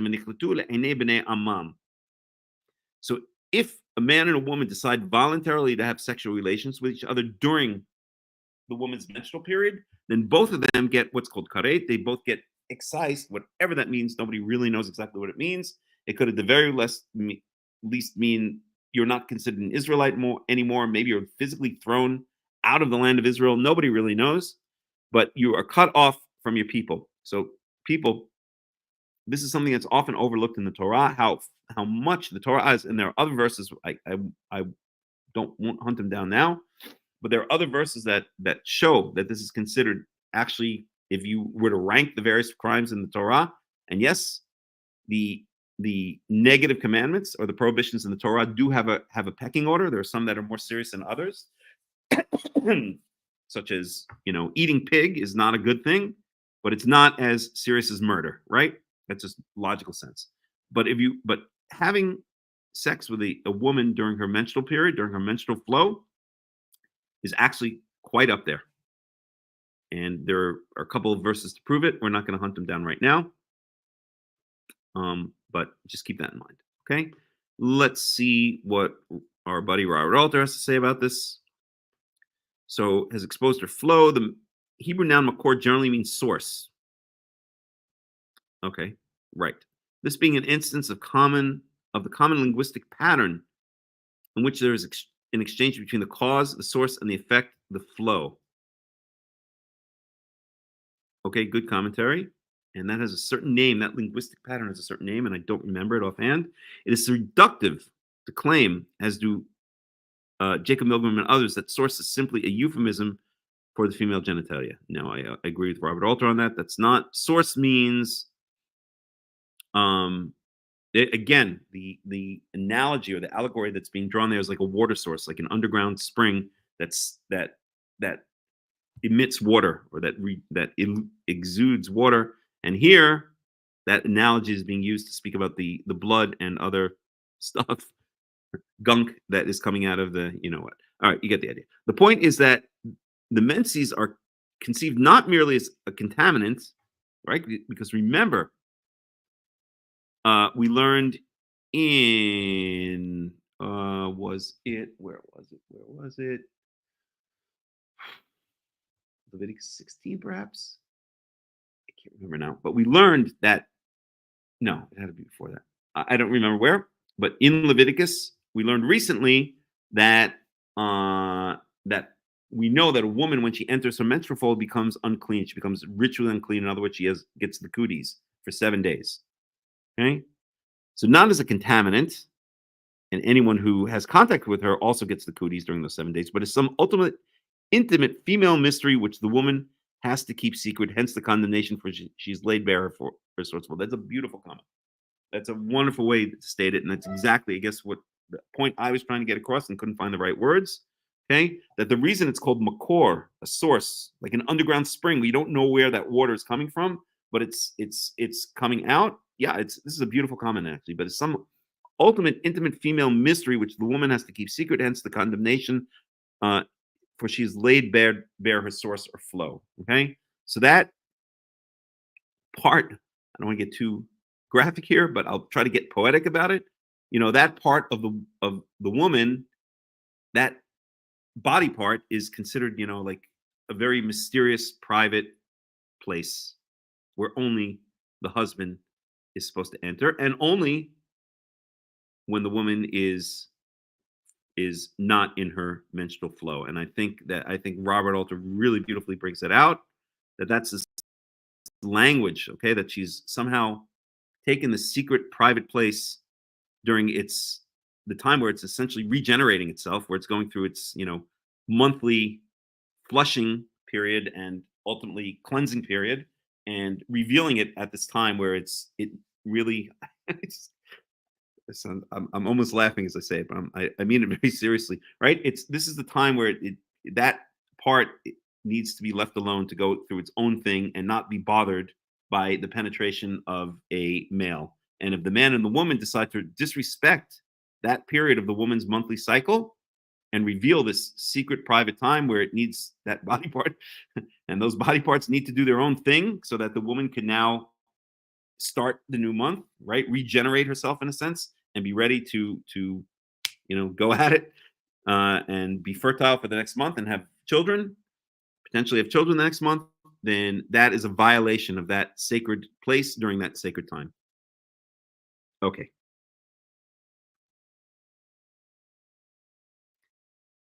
How about consuming pork that was blessed by a Reform rabbi? Sounds good. Bring it on down. Okay. I got to stop in about 10 minutes at the most. So let me try to get through verses 19 and 20.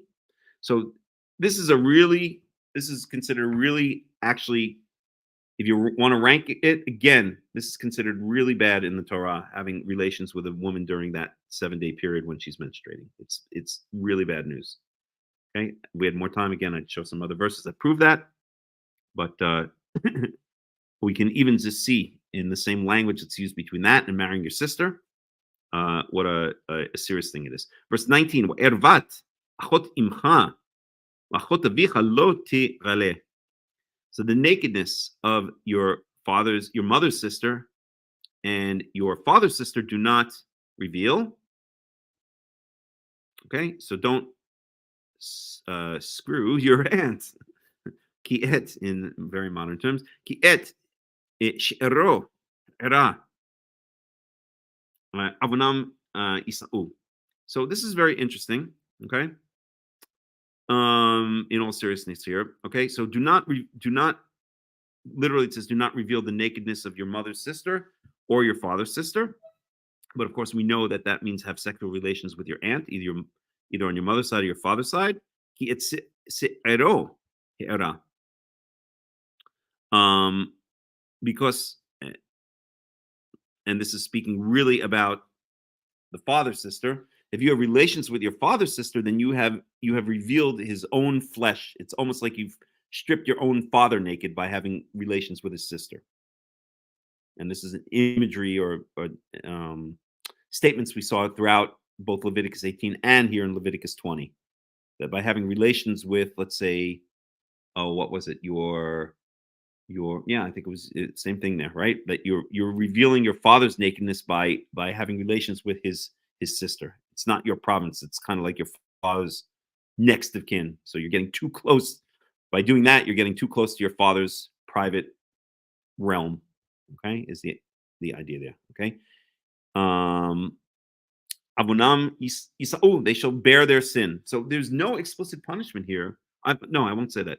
There is an explicit punishment here, but it doesn't speak about Karaites. It doesn't speak about being cut off. It doesn't speak about death or anything like that. And of course, we're not speaking about a married woman. Okay, the implication here, because then that would be ne'uf, that would be adultery. So the implication here is that your mother's sister, your father's sister, is unmarried. Okay, but if you've done a really bad thing, you've in a sense stripped your father naked by having sex with your father's sister. But there's no punishment of death and there's no punishment of excision of karet here. It just avonam yisa'u, they shall bear their sin. In other words, the implication there, in my opinion, I always understand that as to mean that God will decide what to do. Okay, he'll judge each case individually and decide what to do. He'll pay the person back how he sees fit. Okay, it might mean if the case is taken to the judges that some kind of punishment is meted out, but whatever that punishment is, it would not be the death penalty. There's no death penalty. It's disgusting, right? You're really messing with your father's, family in a way that you shouldn't. What's the old joke? Incest, the game the whole family can play. I'm sorry, that's horrible, but we got to keep it funny sometimes. At any rate, but the punishment is avonam yisa'u, that God will decide what to do in such a case. Okay, don't do it. You don't want to get on God's list. Okay, verse 20. Let's see if Robert Alter has anything to say about that. Nope. Verse 20, I think we'll go to 21 and then I'll stop. Ish, asher yishkav et dodato, erwat dodo, gila, khata'am yis'u, aririm yamutu. And a man who has sexual relations with his aunt, erwat dodo gila, he has revealed the nakedness of his uncle. So this, I think, is speaking about a slightly different case. This is speaking about if you have a married aunt. We'll see what maybe some of the commentaries say. Okay. Ervat dodo gila. So he is. So if you. So I think this is speaking about someone who has an uncle, and the uncle has a wife, and you have sex with your uncle's wife. Okay, and that's a married woman now. So dodo gila, so erwat dodo gila, he uncovered the nakedness of his uncle. Aririm yamutu. Well, I don't know. I'm a bit confused here, to be 100% honest. It doesn't make sense to me. I take back what I just said. Maybe we should look at some of the commentaries. Let's see. Okay, let me translate it literally. Okay, so a man who has sexual relations with his aunt. He has revealed the nakedness of his uncle. They shall bear their sin. They will die childless, without children. So how is this situation? I'm sorry, I have to ask the question because I don't have the answer here, and I'll have to look up. Maybe we could look at the Ibn Ezra. So Robert Alter doesn't have a comment here. So let's see exactly what that means. But let me go ahead to 21, so at least we can close out the circle here. Ve'ish asher yikach et eshet achiu. Nidahi erwat achiu gila aririm yu. So a man who takes the wife of his brother. So we are talking about married women here. Nidahi, it is a disgusting thing. Erwat achiv gila, he's revealed the nakedness of his brother. Aririm yu, they shall be childless. So I think, okay, so we put 20 and 21 together. I think in both cases we are speaking about married women. But then the question becomes, why isn't the death penalty prescribed here? And I don't have an answer, except to say perhaps that the death penalty is prescribed in other places for having relations with a married woman. And this is in addition to the death penalty that they will also be childless. So no children will come out of it. Let's look at the Ibn Ezra. And then with that, we'll end up because, I really have to get going. So this is Leviticus 20:20. So we have to go to, I believe, Tanakh. Go down here. And let me just make sure I'm sharing the screen correctly. I am.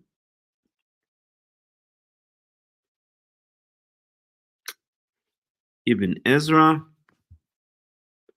So this is Vaikra.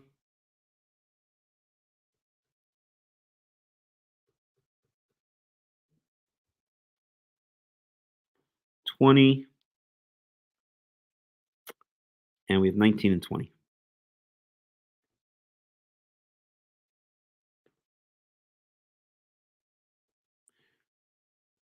Okay.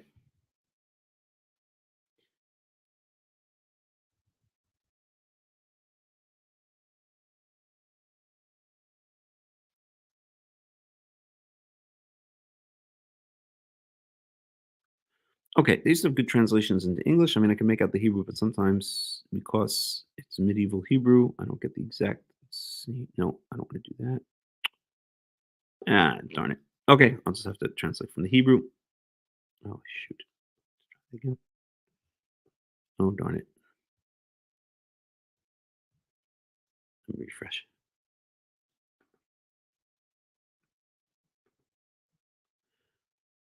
Okay, so this is what he says on that verse over here. Amok for his harti lo tigale. So we already gave its explanation.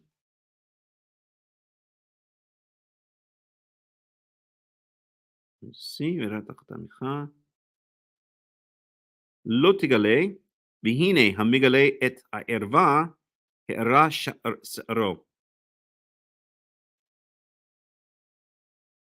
Let me just get this. Amok for his harti lo tigale. So he's not really saying anything here. He's saying that the reason is, or we've already said that you should not reveal it, and he's just saying that if you did reveal it, then you've exposed you've exposed her flesh, or you exposed her nearest of kin. Okay.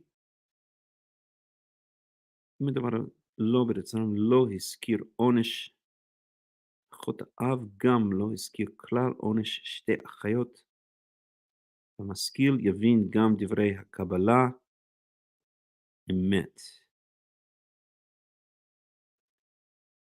So what he's saying here, so Avanonis U, so he's explaining why it doesn't say, oh shoot. No, this is going back to that. Avanonis U, אם הדבר בצונם לא הזכיר עונש,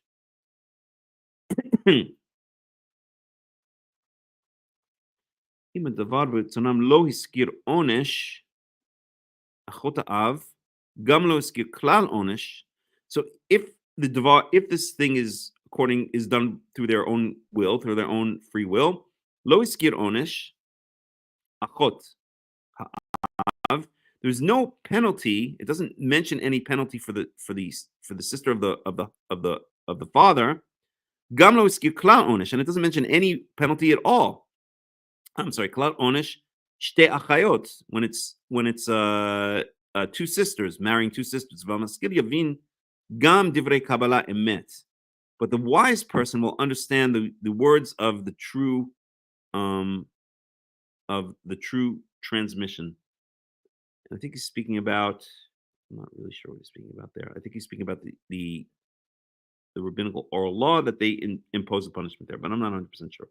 All right, let me just look at this. Aririm yamutu amru atztokim shu kamo arumim bepirush yamutu kamo tu velo amru emet nachon shehu k'divrei mitargem aramit v'kfar pirashti k'tavo et האיש הזה ערירי כי הוא כמו הולך ערירי.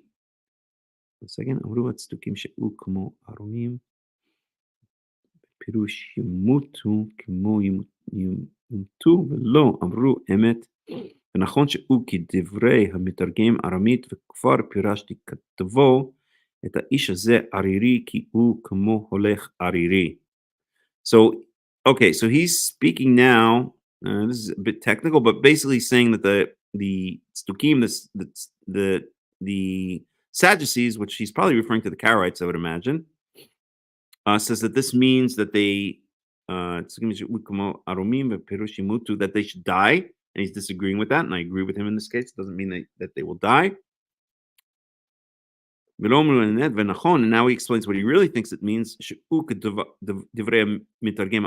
it's like the Aramaic translation, speaking about the Targum. And I already explained its meaning. That this man will be childless, because he's like someone who walks around childless. I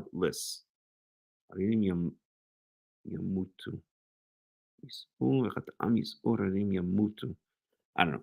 I'm going to leave it at that. I'll have to go look over this stuff on my own a little bit. But let's end it there. Okay. Basically, what verse 20 is saying, I don't know. I have to look over this. I have to look through some of the commentaries on my own. Maybe we'll pick it up here next time, or maybe we'll just continue on. But we're going to end it here because I have to get going.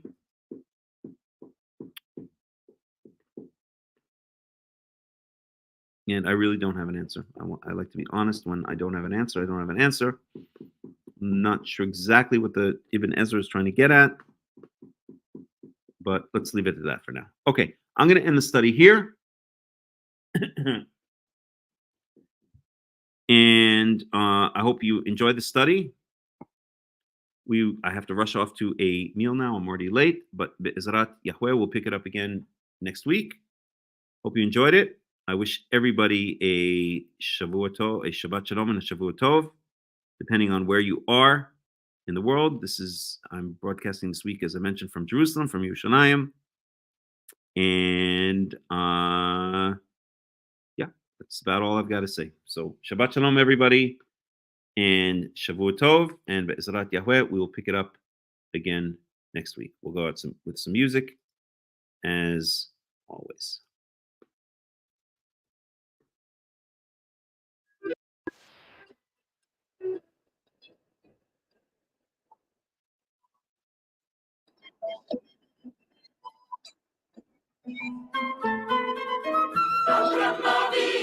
Padre querido, Padre bendito, luz de Israel. Abraham vino, Padre querido, Padre bendito, luz de Israel.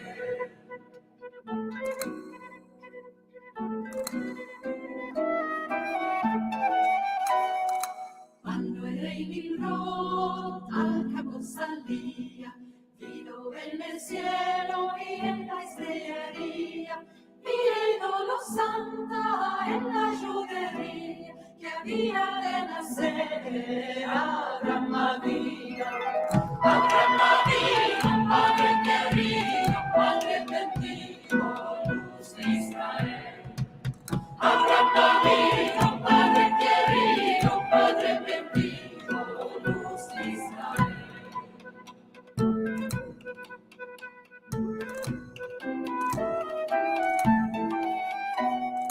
La mujer de Tera de Benana, día en día ella preguntaba, ¿qué tiene la cara tan demonada?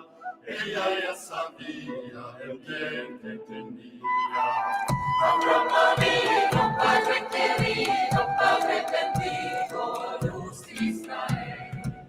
Abraham vino, Padre querido, Padre bendito, luz de Israel.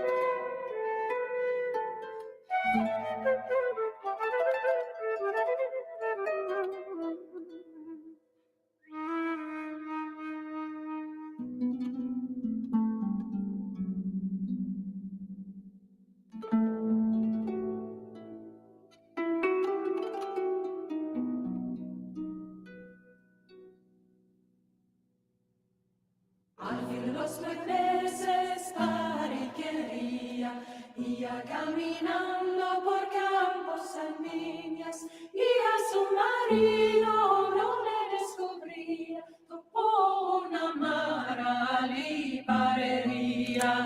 Abraham vino, Padre querido, Padre bendito, luz de Israel. Abraham vino, Padre querido, Padre bendito, luz de Israel. Abraham vino, Padre querido, Padre bendito, luz de Israel. Abraham vino, Padre querido, Padre bendito, luz de Israel. Abraham vino, Padre querido, Padre